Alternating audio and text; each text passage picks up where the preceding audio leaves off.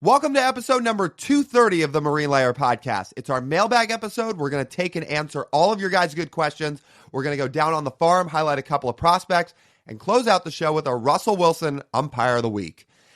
Your reminder to you guys, too, if you want to stay on top of all of our stuff, there's one spot you can find everything, you guys. It's over at marinelayerpod.com. That's our official website, and it's got everything between our audio episodes, our video episodes, merch, Patreon. We hope you're checking all that out, and especially our live show schedule, which is up on the website. And if you haven't checked it out yet, we hope you do it in the next day, because we're one day out from our next live show, which we are so fired up about. Saturday, April 19th, Queen Anne Beer Hall. Live show starts at 11 a.m. Watch party immediately follows at 12 p.m. We're all going to stick around and watch Mariners Blue Jays, which would be an awesome series, an awesome game. And during the live show, we got a bunch of fun stuff planned. We're going to answer your guys' questions live. We're going to do trivia. We're going to have a bunch of giveaways. There's going to be great food and drinks there. We're really looking forward to it. And if you guys can make it out, we would absolutely love to have you. So all of that is over at our website. Again, first live show of the regular season, April 19th, Saturday, Queen Anne Beer Hall, starts at 11 a.m. If you want to find us everywhere on social media as well, you can do so at Marine Layer Pod. All right, let's get it rolling. The pitch from Acevedo. A drive deep to right field. Down the line. The Mariners win this game 2-1. The dream lives. They're going to the playoffs. 1-1 from Jansen. There you go. Left field. We got a tie ball game. Julio. Oh, baby, what a moment. Tie ball game at 7-7. And we welcome you to this episode of the Marine Layer Podcast. We're part of the Just Baseball Podcast Network. Sitting here recording Thursday, April 17th, in the evening after the Mariners get a series win over the Reds. I know it's me bringing in the live show, or not live show, me bringing in the podcast again, you guys, which, if you hate me bringing it in, I've got good news for you. Last time I'll be doing it for a while. TJ's still in New York. Trip's almost over for him. He was out in the city on Thursday with his family. He was busy with some stuff, and we wanted to make sure we at least talked a little bit about the end of the Mariners-Red series. However it went, the mailbag's already been recorded, which both of us are on. So if you guys stick around to listen to that part, we hope you do. It's both of us on, business as usual. But I did want to spend a few minutes talking about the end of this Mariners-Red series, because you guys, they really, really needed that series win. They really did. In what's their first long road trip of the year, when they have to go to Toronto and then they have to go to Boston, Cincinnati was the soft landing spot on this part of the schedule, especially having to miss Hunter Green and getting to miss Hunter Green. You had to win 2 of 3. Now, they made it close. 8th inning got a little interesting when former Mariner Jake Fraley and his 30 WRC plus or whatever for the year took Edward Bizzardo deep for a grand slam and gave the Reds a 2-run lead. It wasn't feeling pretty at that point. But you know what? I will say, for all of the things that we've highlighted about the Mariners so far and the lack of depth offensively on the roster, what feels like it lacks star power, etc., this team really does fight. And this offense fights. Like, that's a game a year ago they probably do not win. Honestly, and you can highlight the bullpen and the offense for that. If things got dicey like that late, and maybe you had some guys like Austin Voth in the game and some others, there's a world that goes south. The Mariners fought hard, and they fought back, and they found a way to win this one, even with Bizzardo giving up the grand slam. Shout out to Cal. Shout out to Randy. I gotta say, with Cal with this torpedo bat, sky's the limit on his home run total, I guess. I mean, TJ was joking about greatest player of all time, and obviously, I didn't play along with the joke that much, but, as every game goes on and Cal hits more home runs with this torpedo bat, who knows what his limit can be. I said it in our reaction on Thursday on social media, if you want to check that out.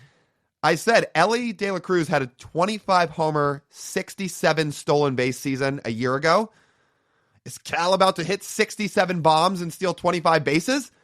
Because the stolen base thing, he's a little more on pace for it than you think. He's already got 3. It's the middle of April. If he steals a couple more before the end of April, I mean, I never, ever, ever imagined Cal Raleigh being a 20 stolen base guy.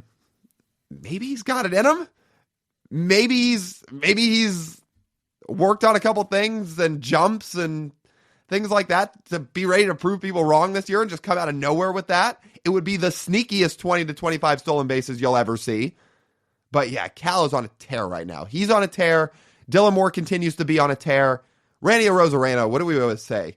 That guy has such a knack for the big moment. He really does. Ninth inning today. Cal hits the homer, leads off the inning with the bomb, puts him down 1 run, and you think to yourself, all right, it's kind of a garbage time run. I know it's a 1-run game now, but it didn't really feel like they were going to get anything much else after that. You blink, and Randy's leaving the yard in left field to tie the game. Very next batter. This team really does have some fight. So, in where they may lack talent at certain spots on the roster offensively, look, they don't quit. Not that other teams in the past for the Mariners did quit, but this team really seems to have, a little bit of extra dog in them. That's the best way I can put it. Oh, by the way, shout out to Cal. And did you guys see this Bryce Miller tweet or this post-game press conference quote on Wednesday after Wednesday's win when he got asked about Cal Raleigh and the home runs with the torpedo bats? And Bryce was like, yeah, I mean, the Mariners are probably happy they financially took care of him before he got to torpedo bats, or they may have had to double his price. Cal may have doubled his asking price in his extension. So he's like, yeah, the Mariners are pretty financially well off and happy that they didn't have to extend, he said the Mariners are probably pretty happy financially. They didn't have to pay Cal after he got the torpedo bats. So anyway, Bryce is a pretty funny dude. I mean, you guys all know that by now, but I'm just reiterating it, that Bryce Miller, especially when he wants to be, he can be very funny. And that was a funny quote. So speaking of Bryce, he only went 5 on Wednesday, which it seems like that was very precautionary just because he had soreness the start before. They want to make sure they're not overusing him. It's early in the year. I was a little worried when he got pulled after 5 innings on Wednesday. I'm not going to lie. It scared me a little bit, but it turns out it was pretty precautionary. And also the fact Bryce was up to 97 miles an hour in that start, that's a pretty good sign too. Final thing, then we'll get to the mailbag. Our guy Emerson Hancock, man. We're not going to go an episode where Emerson has a good start without shouting him out. So shout out Emerson. 5 innings, 2 runs in the Reds finale here on Thursday. Gave up the first inning bomb to Austin Hayes. Put that in the rearview mirror. Cruised from there.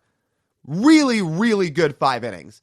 After 2 starts where Luis F. Castillo couldn't find the strike zone and basically gave you very, very little chance to win, in spite of them coming back to win one of his starts, that was in that Astros series. That was a really, really nice refresher from Emerson after what was a tough first start. And also him showing everybody, yeah, this is still who I can be. This is still who I am as a pitcher. Maybe I don't get a ton of swing and miss, although he got a little bit more of it here on Thursday. But his velo was up. Hard contact down, didn't walk anybody, absolutely kept him in the game. Yeah, he had a really strong outing, you guys. He had a really, really strong outing. And you know TJ and I are fired up for him. Really good start. To see Emerson pitch like that after the first start he had, yeah, thrilled for him. We love Emerson. So shout out Emerson Hancock. He absolutely did his job and more here on Thursday, and can't wait to see him build off that, because obviously he's going to make the next turn in the rotation and probably the one after that, until George Kirby's back. So really, really fired up to see what Emerson can do from there. Shout out to him. All right, that's the Red Series. Good to see the Mariners get 2 of 3. It is not going to be easy going into Rogers Center and going into Fenway Park the next few days. They're going to have to battle. Speaking of which, the Mariners have not won a series at Fenway Park in 10 years. Do you guys know that? 10 years since they won a series at Fenway? Crazy. Yeah, they really needed that Red Series, and they got it. Anyway, we can talk more about the Red Sox in a few days. Glad they got the series win. On to Toronto. You guys have heard me yap enough. Let's throw it to the mailbag where TJ and I answer all of your guys' awesome questions. All right, let's get to the mailbag. First question from Darren on Patreon. Darren, it was great getting to meet you at the ballpark this past weekend. And Darren actually came and he explained to us what Patreon question he was going to send us here for this mailbag. So I have a bit more of an understanding of what he's trying to get at for this question here. So let me try and explain it to the people as best as possible. So Darren's question was, if you were to go back from day one of Jerry DiPoto's tenure, and you were going to encapsulate his entire run with the Mariners, and you were to put together the best 26-man roster as the players would be today, You can go back and reverse trades. You can reverse signings. You can do any sort of stuff that the Mariners had control over. And you had a chance to put together the best possible roster this year. What would the roster look like? Lyle, what would it look like? Yeah, so just to contextualize it more for people, this isn't you can go out and handpick anybody you want to put on the roster. This isn't us saying, oh, I'm going to put Shohei on the roster and he's going to DH. Well, we can't do that. It's guys that have been a part of the organization at some point in time that you have to jumble together to try to put together the best roster for this year. So it honestly doesn't look that different right now than it probably would if you put this lineup together once we did this exercise and wrote it all out. Here's what I have. And I don't think we're that different in this way. Cal at catcher, Ty France at first, Dylan Moore at shortstop, and I'm going to get back to that last spot because I'm going to save it for the end. So Dylan Moore at shortstop, Gino's still at third base, Eugenio Suarez. The outfield would still look the same when healthy. Randy Arozarena in left, Julio in center, Victor Robles in right. I had Carlos Santana at DH, so in that world, you would have kept him around. Well, okay, explain the Santana one to me. Are we allowed to just say you keep him around, or do you have to re-sign him the way they should have this winter? I think we can count Carlos Santana because unlike, say, Shohei Ohtani or saying, oh, I'm choosing for them to sign Pete Alonso to play first base, they had a deal like almost in place with Carlos Santana this offseason. Like it was done. Right. The Guardians just swooped in at the last moment and decided to sign him, and he preferred there a little bit more. I think we can give Carlos Santana an exemption in this case. Okay. If you want to make a case for someone else to play shortstop, given his current medical state, Jorge Polanco can also work out in this position too. Yeah. I don't know how. I'm trying to imagine what he'd look like playing shortstop, but defensively. Jorge Polanco. Oh, I was saying DH. Oh, at DH. I was going to say that makes a little more sense. Yeah. That makes a little. Anyway, here's the big one, right? I skipped over second base. This is the kicker. Ketel Marte would be playing second base. And that's the big difference here. But by having Ketel play second base, there's no J.P. Crawford at shortstop. Because in order for the Mariners to have gotten J.P. back when they did before the 2019 year, that involved trading Gene Segura to Philly. So if they don't have Gene Segura, they probably don't trade for J.P. Crawford, and they got Gene Segura by trading Ketel and Taijuan Walker over to the Diamondbacks at the end of 2016. That is the big one. And what's another big name that the Mariners would not have in their franchise lore if that Ketel trade does not go through? It's Mitch Haniger. So he's not a part of this either. But for 2025, this is the roster. And look, this is not me trashing on that trade. Overall value, I still think the Mariners are up by WAR on the Diamondbacks in terms of the overall value of the trade between what they got from Segura in his time, Mitch in his time, and JP so far. The difference is Arizona got the best player in that trade. Ketel Marte has been a top 3 MVP finisher. To have that guy at second base for the Mariners right now, where they have certainly rotated through a cast of guys at second base over the last, well, since Robbie left, last decade. I would not mind personally having Ketel playing second base. Yeah. So that's their starting lineup. The starting rotation, you'll be shocked to hear this, Lyle, is the exact same. But the bullpen. Here's who I wrote down for the bullpen. It's an interesting group. I'll say this because I would still have Andres Munoz. Duh. I would keep Paul Sewald at this point. I assume they just keep re-signing him because there would be some stability. I know they really like Paul Sewald. Matt Brash is going to be in this bullpen. Gabe Spire is going to be in this bullpen. And just for the sake of another lefty, and how the lefty currently is today, throwing in Major League Baseball, I have Taylor Saucedo in there as well. To be honest, that's 5 guys. You could pick any 3 other guys that can still throw that have been in the Mariners bullpen, whether present or past. Put them in there, and I'll say, okay, that's fine at this point. There's not that much of a difference in that bullpen group. I think the big ones are Munoz, Brash, keeping Sewald, and keeping Gabe Spire. I'm going to assume you opted not to give Edwin Diaz $100 million. The Mariners would not have given Edwin Diaz $100 million, so yeah. Well, it doesn't matter if the Mariners wouldn't have. This is about what we would do. I would have, but it's not realistic. Like, I feel like we built this roster to be realistic, right? Yeah. Which is why we're saying they're not being active in free agency. Edwin Diaz was a free agent. You know, Jerry Lyle, they would have traded Eddie. Yeah. They did You trade know Eddie. they would have. Well, they did trade Eddie. If they didn't trade him the first time, they would have traded him again. Fair. Oh wait, no. In this scenario, the Eddie trade, would we have still done that? Because I mean, it's kind of irrelevant to this current day roster, but we still leave up the decision whether or not we would have done that trade. If you're asking in hindsight now, no, because they got no value back for it. Okay, that's fine, and that's how we're judging this. So no, they would not have done the Edwin Diaz trade. I don't think, regardless, it has any impact on the 2025 team, because $100 million for Edwin Diaz for the Mariners would make sense for me, but for how the Mariners operate, no way. The only reliever they signed to a long-term deal is Andres Munoz, who makes no money. Would you keep Eric Swanson in that bullpen? Now, he did not have a good year last year, but 2023 he still had a good year, and obviously in 22 he had a good year. For the 2025 Mariners, no, I would have still done the Teo trade. Okay. Having all the insight I have now, I would still do that trade. Well, you just have bullpen spots to continue to fill out, so I'm just curious. You do, but we're banking on Eric Swanson being good in this year. Okay. So instead, you're fine, which is totally warranted, filling it with Troy Taylor and filling it with no, Vargas wouldn't be here because you still have Gino, which is fine. Mm-hmm. But yeah, filling it with the Troy Taylors of the world and filling it with guys like that.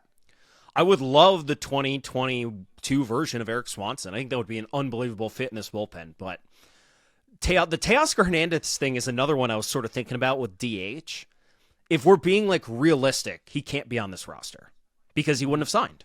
The Mariners could have offered him like $30 million. He probably would have said no. And you have Polanco over Santana on this roster? You could just push one of them to the bench. I was just thinking for the sake of continuing to have Justin Topa, who obviously didn't pitch much at all last year, but in a short sample so far in 25, he's got a 1.3 ERA. It's been good. You can make the case. I think it's just who you think would be better in 2025. Do you have a preference on who you think would be a better hitter in the DH spot this year? Santana or Polanco?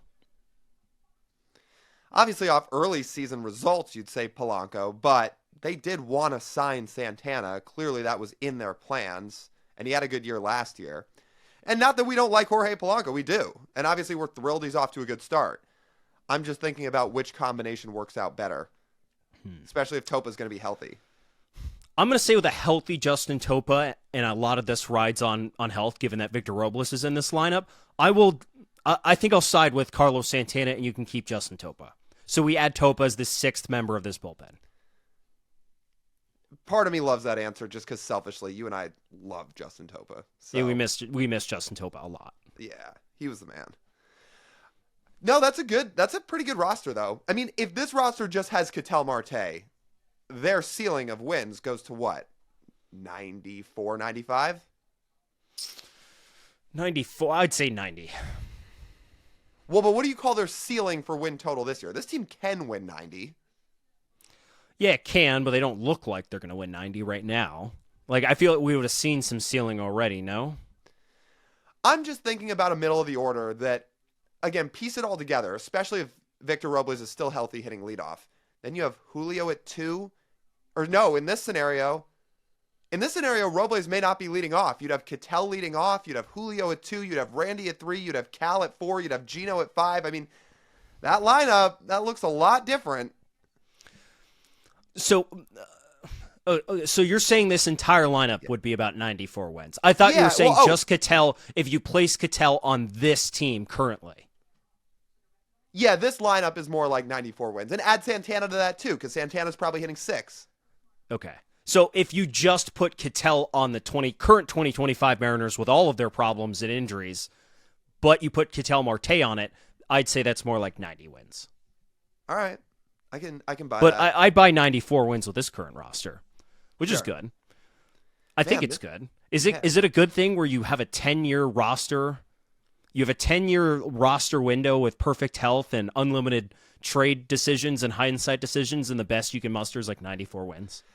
Honestly, I may be lowballing that a little bit. That lineup that we just highlighted out with this rotation, it's higher. That, like, 94 is probably what the expectation could be. They could win 100 games with this lineup. Okay. And I'm down with that. Yeah, I'm down with that. With great health. I'm just saying, yeah. Again, listen to the first 5 again. Cattell, Julio, Randy, Cal, Gino, and then Carlos Santana. And then you have this rotation. You have Munoz, Ambrash, and all the other guys you have stacked up in the bullpen. Sewald, potentially, if you're somebody that wants to put Edwin Diaz into that bullpen, it's another. That's a 100-win team. Yeah. Okay. And I'm down. That's fine. This is a fun exercise. Darren, thank you so much for the question. And it was great meeting you, by the way. It was this is a fun thought exercise. Yeah, this is a really good question. Like, we enjoyed talking about it when we saw him at the game the other day. And let me just say, you met him for the first time. I met Darren a bunch over the last year or so. But really, really fun question. And I'm curious to hear everybody's thoughts listening. Like, drop us a YouTube comment, DM us on Instagram. If you're a Patreon member, which you should be, hopefully you guys want to sign up over at patreon.com. Send us a message there too. If you could build out your perfect Mariners team in this scenario for 2025, what is it? I'm curious how much some other people's answers deviate from ours. Yeah. Okay. Second question also comes from Patreon. This is from Jordan. And he says, what happens first? A Gregory Santos strikeout or a Donovan Solano home run? Gregory Santos got sent down here on Wednesday when we're recording. Man, that makes it really difficult. Would it be bad if I said I'm still riding with the Gregory Santos strikeout? He gets a month in Tacoma, he comes back up, and he gets a strikeout in his first outing back. Is that crazy? It's going to be May 16th without Solano hitting a homer? Would that surprise you at this current rate? Do I need to read you Donovan Solano's stats as of Wednesday? I don't want to hear them. Well, you're going to hear them anyway. 23 plate appearances, a negative 53 WRC plus, and negative .4 FWAR, 35% strikeout rate. He is yet to walk, and of course, he has 0 home runs.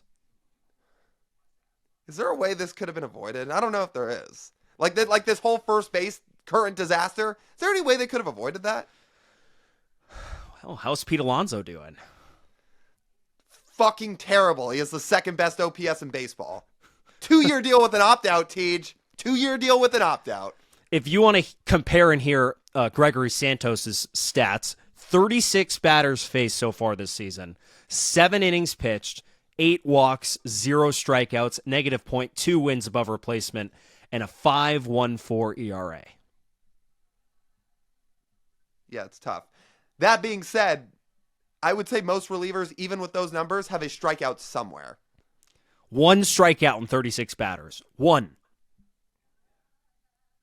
And Santos doesn't have it. So what's your pick?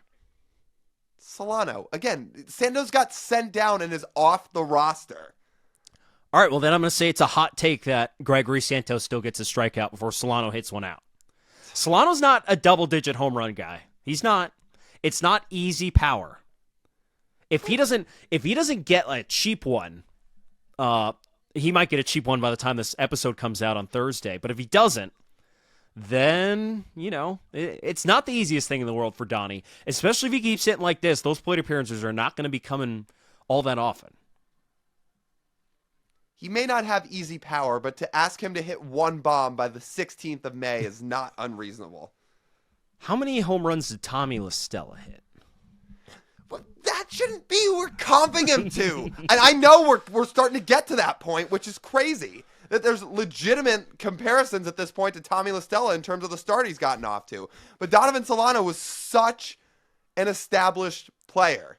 I'm not saying he was a star player, but he was an established player. And he was supposed to fit a role. I think people were 0% shocked to see Tommy La Stella do what he did in 23. Where Solano, this is not good. This is very surprising for Donovan Solano. I'm giving him a little bit of a hard time here. I will still roll with Gregory Santos, though. It will take him one batter to get a strikeout when he comes back. As long as he's not down in Tacoma for like 2+ months, and he has some Carlos Vargas control problems down in Tacoma, which I don't anticipate, but yeah, we're gonna have to see here. I think this is gonna be fascinating. Okay, so you go with the safe take, and I go with the hot take. Okay. Honestly, we usually go in the opposite directions. I'm usually the one that spits the hot takes, so it's a fun change of pace. That's fine. And you and you're a big Gregory Santos guy. I love Gregory Santos too, but he loves you, seeing your face at the ballpark. So I'm here now getting on his good side. Well, you pick against him.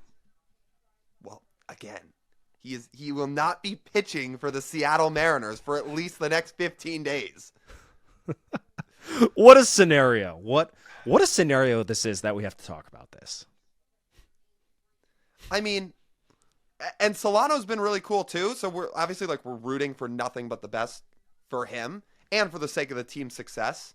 But unfortunately, if we enter a scenario where the Mariners' one new offensive addition legitimately is not on this roster by June, there's going to be some real discourse online, let me tell you. Yeah, there is. Before we get to our next question, let's tell you guys a little bit about Game Time. You guys know Lyle and I are out at the park doing podcast stuff all the time, but that doesn't mean we don't have time to go as fans occasionally. I was out there just last week with friends. It was a last-minute decision. We found tickets right on the Game Time app for super cheap. Tickets got sent right to my phone, and it made the experience that much better. That's why Game Time is the official ticketing partner of the Marine Layer podcast. They make getting tickets faster and easier. Prices on the Game Time app actually go down the closer you get to first pitch. The Mariners aren't back in town for another week, but if you're looking for the cheapest option against the Marlins, you can get tickets for as low as $6 on Friday, $8 on Saturday, and $5 on Sunday, right on the Game Time app. Save even more money with zone deals, where you choose the section and Game Time chooses the seats. Toggle the all-in pricing features so there are no surprise fees at checkout. Take the guesswork out of buying tickets with Game Time. Download the Game Time app, create an account, and use code JUSTBASEBALL for $20 off your first purchase. Terms apply. Again, create an account and redeem code JUSTBASEBALL for $20 off. Download the Game Time app today. Last-minute tickets, lowest price, guaranteed. All right, next question comes from Patreon, and this comes from NWFX Seattle, or SEA. And the question is, as he throws out a mock trade proposal, the Mariners and the Braves hook up for a trade. Has the Mariners getting Ozzie Albies and Rafael Iglesias, the Braves getting Ty Pete, Michael Morales, and Lazaro Montes. Lyle, would you do that? See, this is where it gets hard to separate personal interest and just baseball decisions. Because we love all three of those guys, especially Ty and Morales. Well, all of them. I'm not even going to pick favorites. I guess Ty a little bit more just because we've actually spent enough time around him now to get to know him a bit. But yeah, it would be really hard to see those guys go. It would. However, I got to get away from that because people want to hear about the baseball parts of the trade. So yes, you would have to do this. Ozzie Albies has 3 years of team control. That includes this year. He's very inexpensive. Despite the down year last year in 24, you know at his best, he's one of baseball's best second basemen. The Mariners have not had a solidified second baseman in legitimately a decade, and it gives you a potential bullpen arm with high upside too, and a guy that's been one of the best relievers in baseball when he's pitching like his best self. So it would be hard, and baseball-wise, Laz would be the one in this trade that I know is a gut punch to people, but you would essentially be banking on the fact that Lazaro Montes is not going to be an all-star big league hitter, and if he's not an all-star big league hitter, he's not going to have immense value, and you're taking the chance that you will get that real value out of both Albies and Iglesias. And generally, you can't. It's unfair to expect any prospect to come up and be an all-star hitter. There's only so many all-star slots in all of baseball. So, if you're just going to look at this trade in a baseball value perspective, you're getting Ozzie Albies, assuming this is at the trade deadline or around the trade deadline, for 2.5 seasons, making around $7 million per season. What a joke that contract is. It's an unbelievable contract. I can't believe he inked that deal. But anyways, the deal essentially, so it guarantees this year, and then there's a club option next year and the year after that for Ozzie. So you'd essentially have control of him for 2.5 seasons if you wanted to. Iglesias would be a rental bullpen arm, but it fills immense needs that you need. You need a high leverage reliever and you need a second baseman. It would solve the problem with that. Ozzie Albies, for his career, has been an above average hitting second baseman with solid defense. He's got tools, switch hits. Love these guys. I mean, this is like an all personality team in the Mariners prospects pool that we're trading away in Laz, Ty, and Michael Morales. Love these dudes. Love interacting with these dudes. But I've been pretty constant on my stance in trading prospects. For a trade like this, it would be zero hesitation. Zero. Yeah, and it's easy to forget Morales on the personality side of it, too, because people see it with Ty, they see it with Laz. And honestly, maybe unless you've listened to our podcast interview with Morales or have gotten a chance to talk to him, he is, when I say a sneaky personality, I mean really sneaky, because you get him talking, he is such a ball of fun. Like, he's such a ball of energy. Arguably the biggest personality of this group, I would say. Which is crazy because everybody thinks about Laz and Ty as the big ones, but Morales, man, if you get him talking, especially on something he's fired up about or passionate about, like, I could sit and have conversations with that dude forever. Like, he gets it. That's the best way we can describe Michael Morales. He just gets it. He gets what it's like to be a modern baseball player in the modern day and like lean into, having fun. Mm-hmm. So if you need any more indication on this trade and why you should want this trade, I would say not only do you get 3 years of Ozzie Albies or 2.5 years of Ozzie Albies, you get age 28, 29, and 30 seasons for Ozzie Albies. That is a player's peak. That's about as good as it gets right there at a premium position.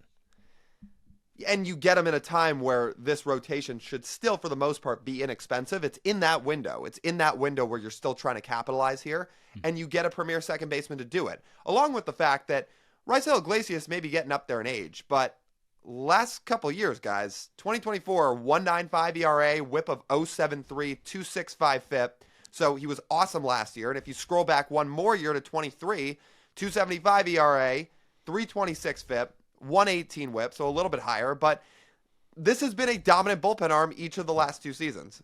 Here's a stat for you. The Mariners only had one reliever last year, Andres Munoz, I believe, eclipse one Fangraphs win above replacement. Raisel Iglesias has done that 6 seasons in a row. Yeah, that's pretty good. That is pretty good. There are a few twos thrown in there, too. And by the way, he had a win above replacement even in the 60-game season. That's how good this dude is. Just keep those buckets of bubble gum in the dugout away from him. Yeah. Good thing Jesse Winker's not on the team anymore. Yeah, for everybody that doesn't get that reference, remember when Raisel Iglesias during that fight in Anaheim chucked all those buckets of bubble gum onto the field just out of anger? Yes. I think all the instigators of that fight are no longer here. Well, Winker. JP's still here.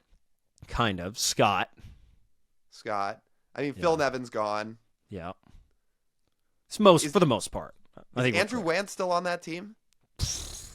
Probably not. I mean, he wasn't good, so who knows? No, he wasn't. Okay, next question. This is also on Patreon. This comes from Bailey. What's up, Bailey? Shout out to you. Thanks for the question. He says, how many home runs does Dylan Moore hit this year? And he notes in the question that Dylan Moore's career high in home runs is 12. He's already got 4 this year as of Wednesday. I'm going to say he doesn't break that because I guess we've seen enough Dylan Moore to know that he streaks hot and he streaks cold. And I'd say there is going to be a point where the power does dip a little bit, including his contact rates. Like right now, he's striking out at a career low rate. It's about 22%. Usually he's up around 30. Unless something has really changed for Dylan Moore, which is possible, but since he's 32 years old, more so unlikely. And I'd say more likely that we see some regression from him. I kind of like this version of Dylan Moore, though, a little bit better, Lyle. The power's there, but since he's making contact at a higher rate, and we know he hits the ball hard, why don't we just use his on-base skills and up the contact a little bit? He plays more like a true utility hitter, and utility player, that is. He does, but with the way the roster's constructed, he's going to play more games than ever before as long as he's healthy, which is yet another reason that I do think he breaks this. Between being at 4 home runs already, and he's going to play more games, and he's currently hot. He's not going to stay this hot all year, but isn't there a world Demo could hit 18 bombs this year? I actually don't think that's crazy. He needs 550 plate appearances. Is he going to get that? He might get 450. His career high is 441. That's when he hit. And that's not even the season he hit 12 in, by the way. But he didn't have 4 this early either that year. No. Do you remember D. Gordon one year had how many home runs did he have in the first year of 2019? The first month of 2019, like how many was it? 4? If D. Gordon and Dylan Moore participated in a home run derby, what's the discrepancy? That's a good question. Oh, we'd have to see them hit in the batting cage to find out. Maybe D. Gordon's a good BP home run hitter. I bring that up. Lyle gets the inside joke. Someone made me a bet as soon as D. Gordon, I think, hit 4 in that first month of 2019 and said, TJ, D. Gordon's going to hit double-digit home runs this year. I could not shake his hand fast enough. And I won, of course.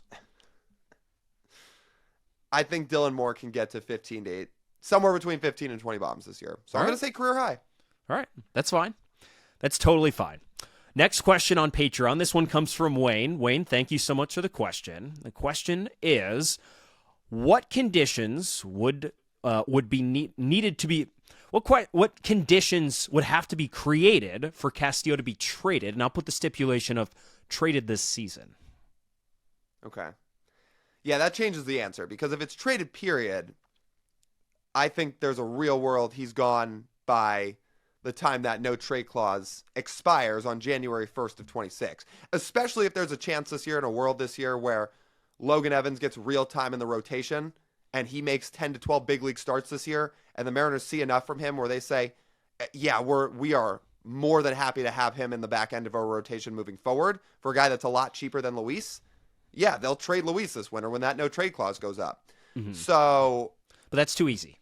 Right. I was going to say that's much too easy. I did just want to preface that for people and say there is a world that happens. Anyway, for this season, I still think it involves Logan Evans. It would have to come at the expense, unfortunately, of somebody else probably missing some time. Let's say one of the other starters, I don't even want to name any names because I don't want to pick out anybody to get injured, because you don't want anybody in this rotation injured. But let's say somebody goes down for 6 to 8 weeks, and they miss a handful or two of starts. And Logan Evans comes up in the summer, because again, I think he's going to make some more starts in Tacoma before we see him up in the big leagues. But let's say he comes up this summer, and he pitches really well, and he continues to build on what he's done in his last couple outings in Tacoma, because he just had another good outing the other day. And he looks really good, and the Mariners are happy what they see from him, stuff-wise, command-wise, everything. He's obviously controllable. And then you get said injured pitcher from the rotation back around the deadline, and then you're rolling out a starting 5 of a rotation that has Logan Evans in it. You could say to yourself, okay, we need bats. Somebody would take Luis Castillo because they need starting pitching, and we would flip him to go get offense. That is the scenario. You've got to see Logan Evans or Emerson Hancock, if he comes back and he really figures some stuff out this year, take a step into a role where the Mariners feel comfortable enough with one of them where they're just going to roll with them moving forward. And then you trade Castillo. But where this still gets hard is he'd have to say yes. Right. And that's the direction I approach this at. I listed some things off in order I think would need to happen. If we're going to create conditions, let's create some conditions for him to get traded. The number one thing that would need to happen for him to get traded this season is that Luis Castillo would have to want to be traded. Number one. Number two, I do think it would require the Mariners falling actually out of contention in this case. It would not be the Mariners out of need to go get a bat that he would get traded, I think. It's that the Mariners would have to fall out of contention and Castillo would think his future is better on another team at that point. And then the third stipulation was that the Mariners think Logan Evans is ready to take over a rotation spot going into the future in what they believe in. There's some other things too of the budget shrinks and they really can't afford him and they get desperate or Castillo falls off. But I think the first three are pretty strong, and I think what would need to happen for him to be traded before his no trade clause expires. Once it expires though, Mariners already shopped him around last offseason. I would be shocked if he's on this roster next year unless the budget expands. I just don't see it. You probably gave the more reasonable thought out. Well, that's not true. Again, if Logan Evans pitches well, there's a world the Mariners want him in the rotation. But it is more likely, to your point, that he would get traded in a world where they are losing and not contending than in a world where if they are. Even if Logan pitches great this year, if the Mariners are serious about winning, like they would continue to let Luis Castillo pitch through 2025 and then say to Logan, all right, come 2026, you're going to take on a real role here. But if the Mariners were to be in contention and then trade Luis Castillo, no matter what the circumstance is, unless Luis has like a 6 ERA, which is not going to happen, that's going to look very Kendall Graveman-esque. Actually, it would make Kendall Graveman look like a minor trade that was that was essentially a minor leaguer for a minor leaguer. Mariners trade Luis Castillo at the deadline when they're competing. Like that makes the Kendall Graveman trade look like a blip on a radar. That would be such a complex topic. Like, first of all, it'd suck, but think of all the things that have to go wrong. So first of all, the Mariners decide they'd have to trade Luis Castillo while in a contention window. Red flag number one. Red flag number two, Luis Castillo wants to get traded off a contending team in the middle of a playoff run. Like, think of all those things. It's like, oh my God. And then number three, it's like, how are we going to deal with the fan insurrection at the ballpark? Dude. Like, legitimately, I know I love to talk about him, and it's probably why I'm using this example, but this is probably the most real I've got. Well, that's not true. The Mariners are getting Kyle Tucker. Anyway, I'm going to stop talking and spilling on my words. I'm serious when I say, unless the Mariners are trading Luis Castillo for Kyle Tucker and are trying to push for a World Series this year, there is no trade where like people will shrug and say, all right, I'm good with this. There is going to be no player good enough that you will get back for Luis Castillo that you'd be happy trading him in season. I don't Sure. And again, there could be other guys that you would think in no world would be available for a trade that you could cook up. Sure, if the Mariners were going to trade Luis Castillo for Gunnar Henderson, yes, like you would do that. If you're going to trade Luis Castillo for Austin Riley, assuming he gets back to form this year, sure. But not in a real world with guys that you expect to be available on the block at the trade deadline. There's no trade where people are going to be happy about it unless, again, it was legitimately something like Luis for Kyle Tucker. Yeah. Even thinking of the trade we threw out earlier this week, the rumors from Nightingale about the young infielder, the name you threw out was Ceddanne Rafaela. Could be a super promising, fun player, but people would be pissed. Be like, you're not serious. It would be, if we're going to be literal about it, Lyle, it would be Abraham Toro all over again. Yeah. Ceddanne Rafaela would have to be our Abraham Toro. Perhaps minus the hate from me. I was going to say, can you lead into another bit like that? No, I can't. There's only one Abe. Yeah, and Rafaela, even though he's got a chance to be a really good player, and there's a reason he got the extension, because people believe his floor is a 2.5 to 3 win player because of his speed and defense and versatility. He still has not been a league average bat in Major League Baseball, really at any point. He's got to prove he can do that. So if the Mariners were going to trade Luis for him at the deadline, that is not a ringing endorsement. No, it's not. Okay, we got a couple to go. Actually, we have one to go, not a couple to go. We have our final question. This one does come from Instagram. It's from Mitchell. And again, we took one question from social media this week, and like there may be weeks where we take more. But again, guys, if you want your questions answered and you really want to hear us answer something, go sign up for our Patreon. Go send us a mailbag question once you're signed up, and that gets first priority. So if you really want to have us answer stuff, go over there and sign up for our Patreon. We'd love to have you. Okay, Mitchell from Instagram says, how awful do the platoon guys have to be for Cole Young, Colt Emerson, and Harry Ford to get called up before the All-Star game?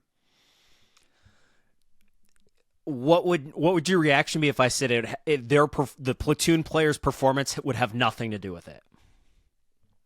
I'd say you are absolutely right. Because I think Cole Young, no matter how the players are performing at the big league level, will be called up if he performs in Tacoma, probably before the All-Star break.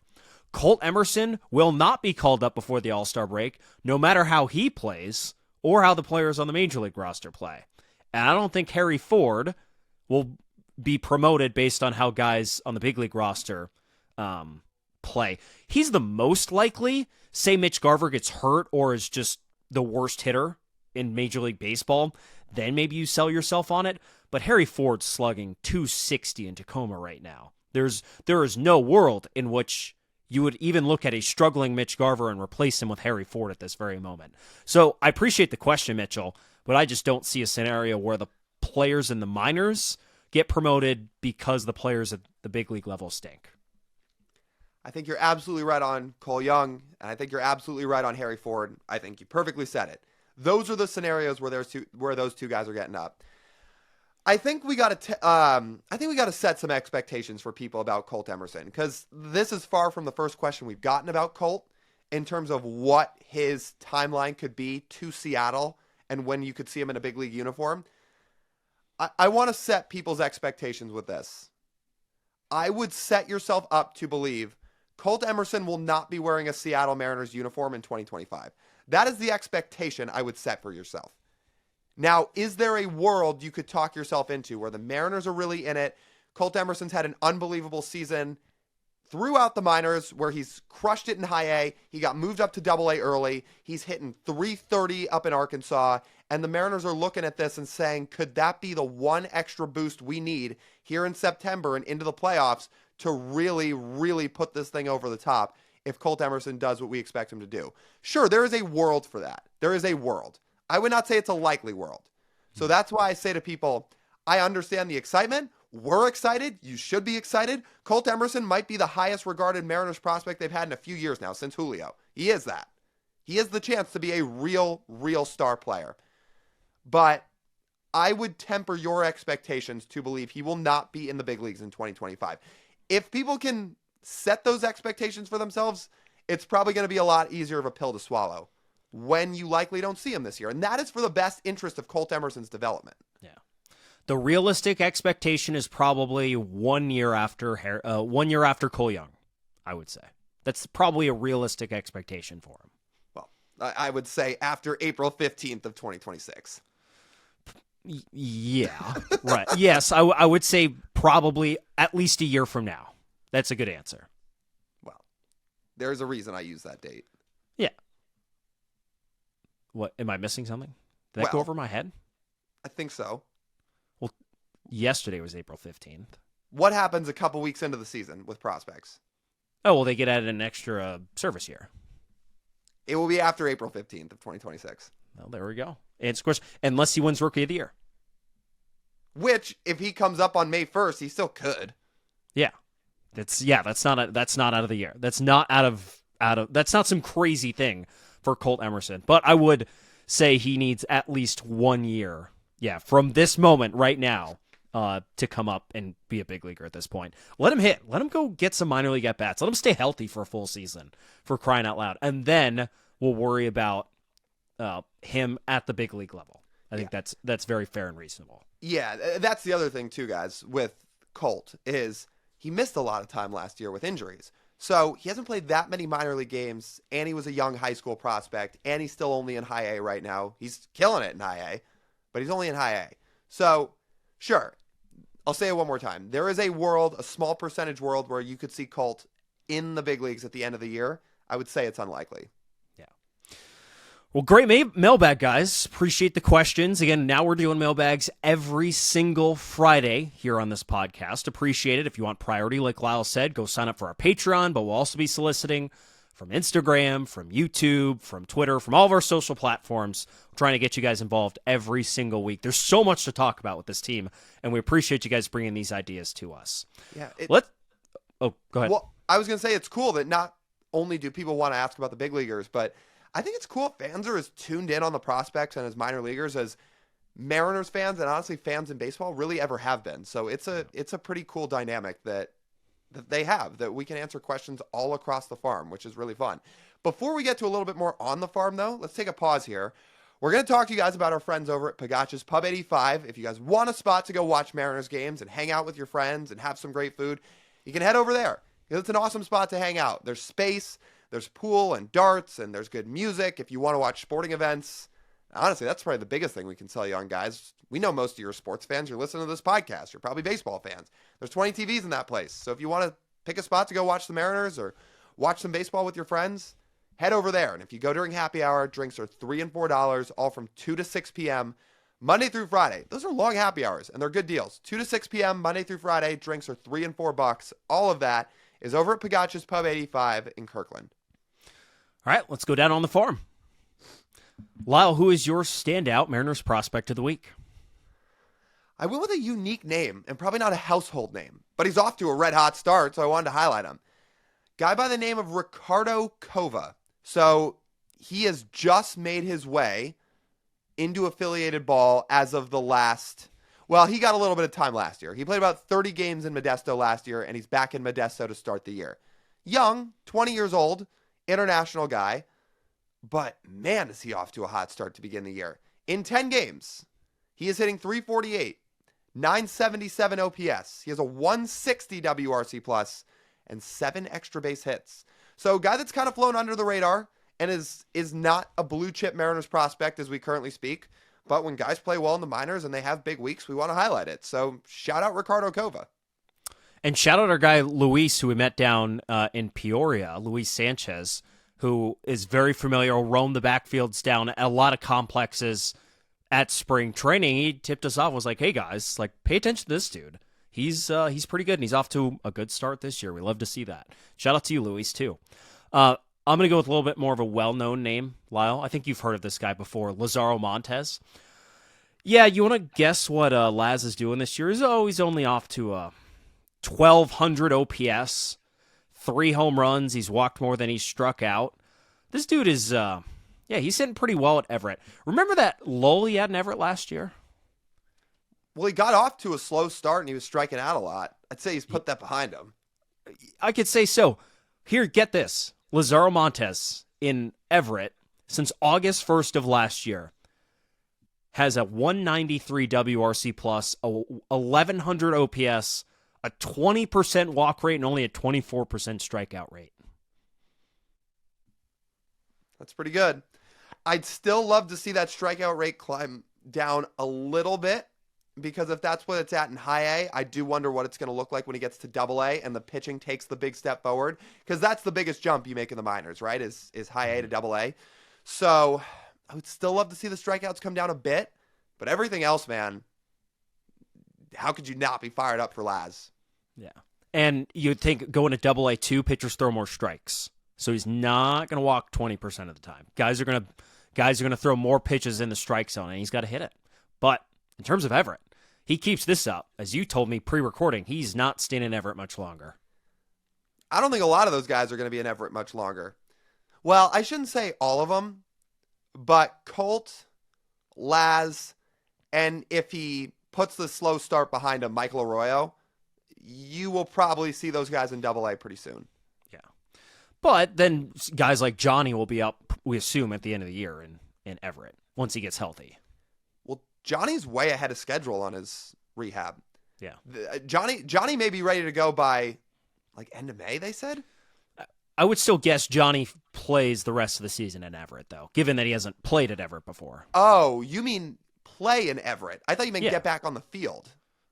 No, he's obviously coming back this year. I would imagine if you're bummed, say you don't go to an Everett game until June, and you might miss out on Colt, Laz, and Michael, Johnny will probably be back by then, and he's a blast to watch, too. Yeah, he should be back by then. And then, like you said, Everett will still have exciting prospects throughout the year. Because, when Farmelo comes back, and that's who we're talking about, is Johnny Farmelo. Right. He should be in Everett. Ty Pete will most likely spend most of the year in Everett.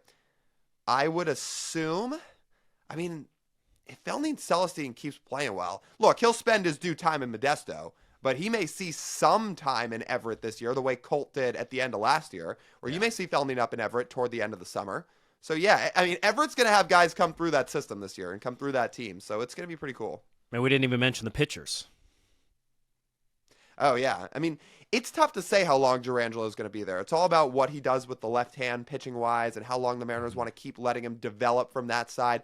I don't really know what warrants a Durangelo promotion to Double A, because as well as he might throw from the right side, I don't know how much of the promotion has to do with the left side.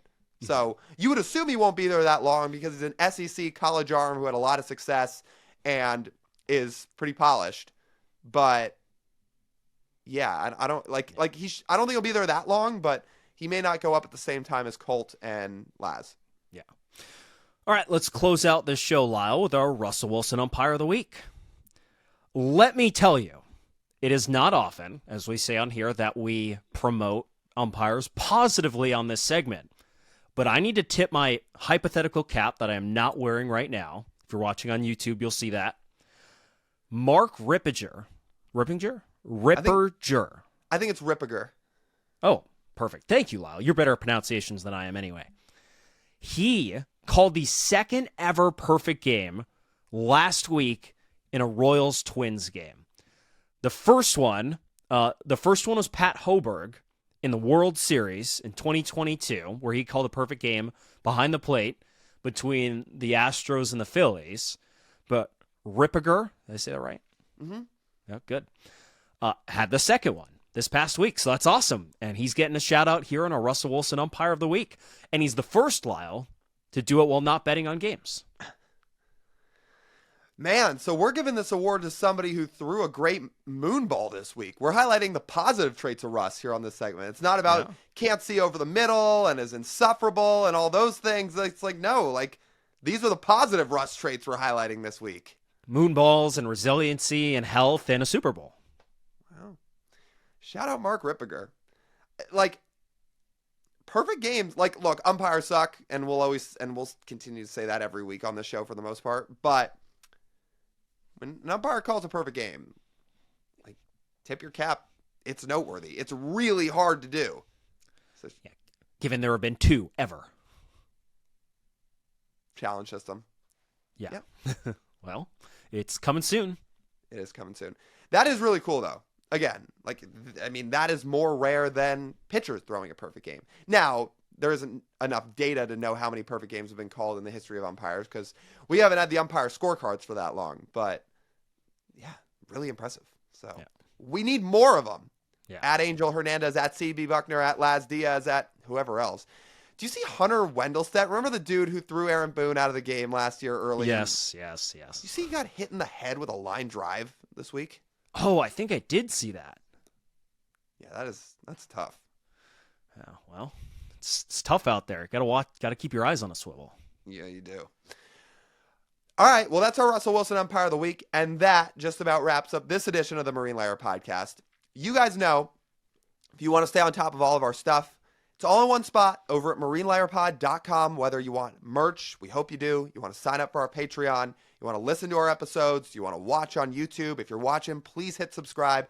All that's over on our website. And just one final reminder, you guys, tomorrow when you're listening to this, tomorrow, that's Saturday, April 19th, live show. Second live show ever, first one of the regular season, Queen Anne Beer Hall, 11 a.m. start. 12 p.m. watch party immediately following for Mariners Blue Jays. We're going to have a ton of giveaways. We're going to do trivia, going to take your questions. We're all going to watch the game together. Really, it's going to be a blast. And we really hope to have you guys out there. So if you can make it and you have time, please come on out. We would love to have you. It's going to be really, really fun. It's over at Queen Anne Beer Hall, again, 11 a.m., Saturday, April 19th. All right, that's TJ. I'm Lyle. As always, we thank you guys for tuning in. We'll talk to you soon.